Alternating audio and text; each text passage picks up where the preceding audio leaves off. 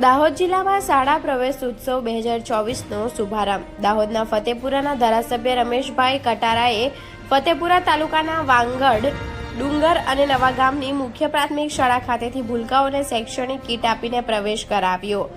ધારાસભ્યએ બાળકોના ગુણવત્તાયુક્ત શિક્ષણ માટે અત્યાધુનિક સુવિધાઓ ખુલ્લી મૂકી. ધારાસભ્ય રમેશભાઈ કટારાએ જણાવ્યું કે શિક્ષણ એ સર્વાંગી વિકાસનો પાયો છે, જેના પાયાથી મજબૂત કરવા માટે ગુજરાતના તત્કાલીન મુખ્યમંત્રી અને દેશના વડાપ્રધાન નરેન્દ્રભાઈ મોદીએ શાળાના પ્રવેશ ઉત્સવ અને કન્યા કેળવણી મહોત્સવનો રાજ્યવ્યાપી શુભારંભ કરાવ્યો હતો, જેના થકી ગુજરાતના બાળકોનું 100% નામાંકન કરાવવા અને ડ્રોપ આઉટ રેશિયો ઘટાડવામાં સરકારને સફળતા મળી છે. વધુમાં ધારાસભ્યએ ઉમેર્યું કે બાળકો ભણી ગણીને આગળ વધે અને પોતાના સ્વપ્નને સાકાર કરે તેવી શુભેચ્છા પાઠવી પ્રોત્સાહિત કર્યા હતા. કાર્યક્રમના અંતે ઉપસ્થિત મહેમાનો દ્વારા શાળાના કેમ્પસમાં વૃક્ષારોપણ કરવામાં આવ્યું હતું.